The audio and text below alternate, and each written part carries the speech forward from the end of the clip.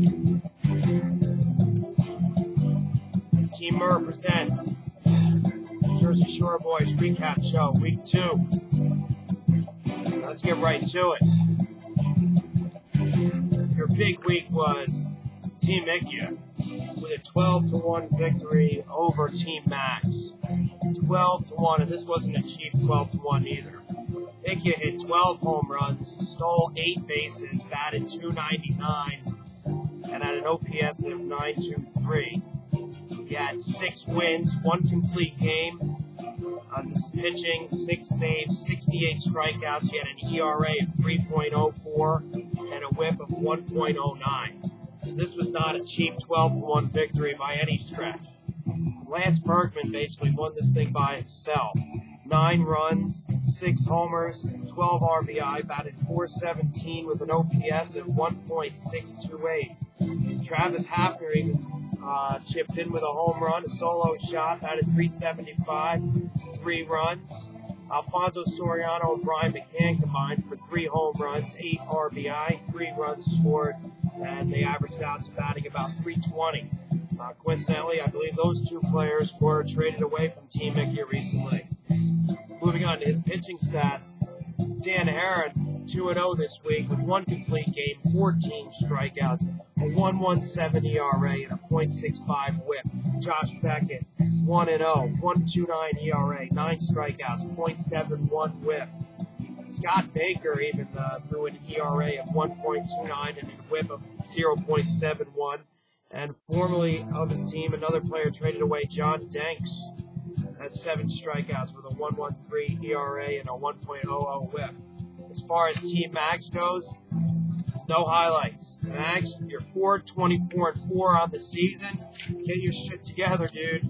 Otherwise, it's going to be a quick season for you. Moving on to another good matchup. You had Team Merr and Explosive Renteria. Team Merr with a 10-4 victory. And again, not really a cheap victory. Merr had a 3 ERA, 3.00 even, 1.14 whip. He had 5 saves, batted .304, and an OPS of .888, and 8 home runs. Not too bad, but he lost that category anyway. Renteria had 13 homers. As you look at Team Merr, he had 8 RBIs from Mike Avalese. That's got to be unexpected with a .357 average. Alex Rodriguez batted .545 this week, struck out 0 times, had an OPS of 1.716. Mark Teixeira with 6 runs scored, batted .294. Curtis Granderson batted .353. Drew Stubbs batted .360, and those guys combined for 4 home runs and 9 RBI, 2 stolen bases. Team Merr's pitching staff, Ricky Romero and Aaron Harang came in good weeks. Even though Ricky Merr went 0-1, he had a complete game with a 2.25 ERA and a .88 whip. Aaron Harang went 1-0 with a 1.50 ERA and a .67 whip. Mark Burley had a 2.40 ERA, 6 strikeouts, and even 1.00 whip. Brandon Beachy had 8 strikeouts, but an 8.44 ERA. Ubaldo Jimenez coming off the DL for Team Merr today. Explosive Renteria, really only one guy to talk about, and it's Troy Tulowitzki, and it's one of our guys in the damage game against the Mets. There's a number of guys we might be talking about, including aforementioned Brian McCann, who had big weeks against the New York Mets, of course. But Troy Tulowitzki had 7 runs, 4 homers, 8 RBI, batted .519, OPS of 1.680.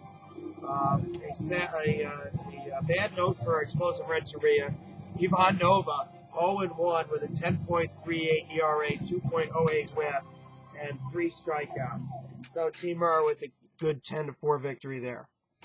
As we move on, the rest of these matchups are just ugly. All right, and we move on to my matchup.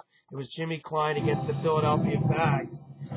And this, again, was just ugly. Now, while the Philadelphia Fags did bat .299 with an 0.850 OPS, really didn't need much of that, as I only batted .198 with a .548 OPS. Pretty sad. However, neither team, he only hit 5 home runs. I hit 1 home run all week. While I did have a 3.02 ERA, and actually came up with 2 holds, despite not having any setup net, I was going to go down, and I did go down in this one, 9-6. Not too many highlights to talk about. I got 7 RBIs from Hunter Pence, which is unexpected. Dallas Braden now on the DL, though, goes 1-0, 12 strikeouts, 0.82 ERA, and a 1.09 whip. On the Fag side, he had 8 runs from Matt Holliday, 6 RBI, but no home runs. Batted .407, though. And Jacoby Ellsbury actually chipped in with 2 home runs, 2 stolen bases. As, of course, stolen bases are expected from Ellsbury, but maybe not the pop.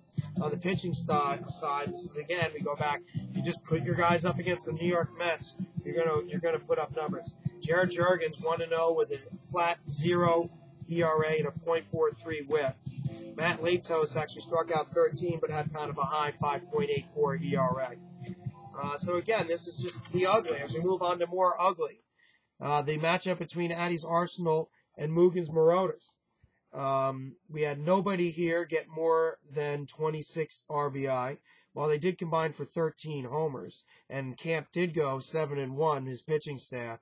Neither team had an ERA less than 3.6. The total combined holds was 5. No complete games on either end. These teams both averaged less than 4 RBI per day. Each team averaged less than 3 extra base hits per day. While Placido Polanco actually chipped in with a home run for Camp and batted .429. That's about the only offensive highlight aside from Kobe Rasmus having 9 runs scored. Tommy Hanson, though, again, if you just put your guys up against the New York Mets, you're going to have numbers like Tommy Hanson going 1-0 with 5 strikeouts, 0 ERA, and a .86 whip. Carl Pavano, also worth mentioning, though, 7 strikeouts, flat 0 ERA, .75 whip. On Mugen's side, nothing stood out to me whatsoever. Final score, Addy 9, Mugen 5. As we move on to more ugly matchups, the New York Jets against Bub's Devils. As I look here, neither team had more than 25 RBI. Neither team had more than 27 runs. Neither team batted higher than .252. Neither team had an OPS above .728. Pretty sad. The New York Jets pitching staff went 3-6, while Bub only went 2-2. Neither team had an ERA less than 4.3. Neither team had a whip less than 1.38. The only thing worth mentioning here on Bub's Devils side, in my opinion, was that Buster Posey actually hit 2 homers, 6 RBI, batted .318. Not the type of production you expect from your catcher position, but with the multiple position eligibility for Posey, a nice guy to plug in the catcher. On the New York Jets side, Andre Ethier batted .407, but I believe George just traded him away. Pablo Sandoval actually hitting home runs. I don't know the power outage last year, but he had 3 home runs last week. David Price had a nice week, 1-0, 2.35 ERA, .91 whip. But again, George traded him away. Tim Lincecum, though, disappointing for George. 5.06 ERA, 1.31 whip, and only 4 strikeouts. Did get 13 strikeouts, though, from John Lester. Nothing else worth mentioning on Bub's side. Finally, another ugly matchup. The Evil Empire against the Just Incredibles. While these two teams did combine for 3 complete games, neither team had an OPS above 8.37. Neither team had batting average above 2.87 or 287, which is about okay. However, Just Incredibles only 17 RBI on the week. Only 3 home runs. Neither team had an ERA less than 4.30. They combined for only 4 holds. Neither team had a whip under 1.29. Evil Empire went 5-6 with their pitching staff. Blake went 3-3. On the highlight side of it, Matt Kemp had 8 RBIs for the Evil Empire. Batted .520 with 2 stolen bases. Fausto Carmona 1-1 with an 11 strikeout performance. 1.84 on the ERA, .89 on the whip. However, Ryan Dempster is going to drive you down, 7.15 on ERA, even though he did strike out 13 batters. And when you have Clay Buchholz, have an ERA of 5.4, 1.6 whip. Bronson Arroyo, 11.25 ERA, and a 2.75 whip. Maglio, that's not going to get it done for you. Now, I talked up the Yankee Clippard last week for the Just Incredibles. Justin has since dropped him, as he has a 27 ERA and a 4.5 whip performance for Justin Blake. Phil Hughes now on the DL for Blake. And worth mentioning, I suppose, that Roy Halladay gets his normal quota of 1 complete game on the week. Well, that's it. As you look at the standings, Mags certainly at the very bottom, 424-4 for a team who had a very hot start last year. He's got to turn that around. Explosive Renteria's 920-3. I'm 1020-2. So the bottom 3 teams need to turn this around. And the teams at the top, well, the rich get richer. As Team Merr is now 29-3 after a 10-4-2 week.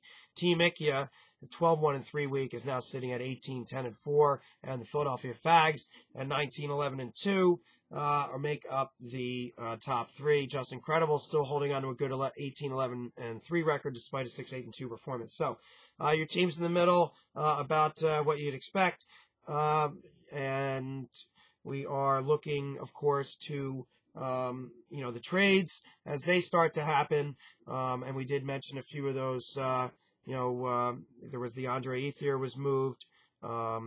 Blake or I should say Bub and George made a move yesterday. Maglio made a couple of moves last week. So the current trade on the board, though, just to clarify, is Justin Morneau and Carl Crawford for Andre Ethier and David Price. All the other trades have been processed. So that wraps up your Team Merr Presents Jersey Shore Boys Recap Show Week 2. We will see you out there again next week. And have a great week, everybody.